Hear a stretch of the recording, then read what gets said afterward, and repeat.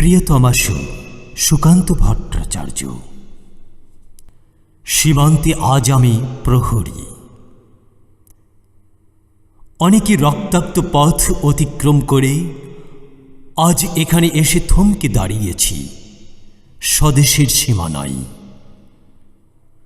ধূসর তিউনিসিয়া থেকে স্নিগ্ধ ইটালি থেকে ছুটে গেছে বিপ্লবী ফ্রান্সে, নক্ষত্র নিয়ন্ত্রিত নিয়তির মতো দুর্নিবার অপরাহত রাইফেল হাতে।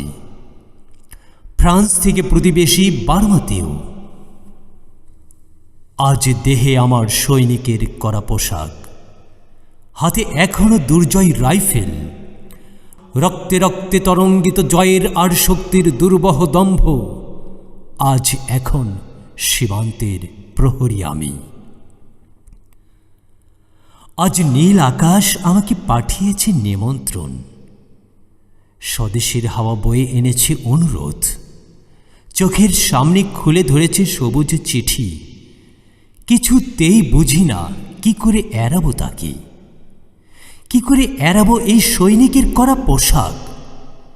যুদ্ধ শেষ, মাঠে মাঠে প্রসারিত শান্তি, চোখে এসে লাগছে তারই শীতল হাওয়া।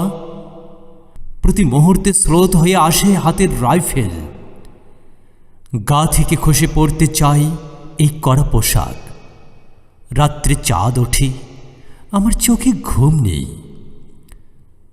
তোমাকে ভেবেছি কতদিন, কত শত্রুর পদক্ষেপ শোনার প্রতীক্ষার অবসরে, কত গোলা ফাটার মুহূর্তে।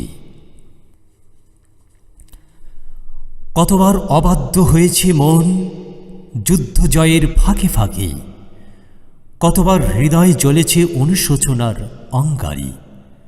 তোমার আর তোমাদের ভাবনায় তোমাকে ফেলে এসেছি দারিদ্র্যের মধ্যে, ছুড়ে দিয়েছি দুর্ভিক্ষের আগুনে, ঝড়ে আর বন্যায়, মারি আর মড়কের দুঃসহ আঘাতে। বারবার বিপন্ন হয়েছে তোমাদের অস্তিত্ব, আর আমি ছুটে গেছি এক যুদ্ধক্ষেত্র থেকে আর এক যুদ্ধক্ষেত্রে। জানি না আজও আছো কি নেই, দুর্ভিক্ষে ফাঁকা আর বন্যায় তলিয়ে গেছে কিনা ভিটে, জানি না তাও। তবু লিখছি তোমাকে আজ, লিখছি আত্মম্ভর আশায়। ঘরে ফেরার সময় এসে গেছে, জানি আমার জন্যে কেউ প্রতীক্ষা করে নেই।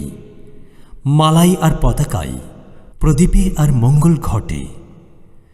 জানি সম্বর্ধনা রটবে না লোকমুখে, মিলিত খুশিতে মিলবে না বীরত্বের পুরস্কার।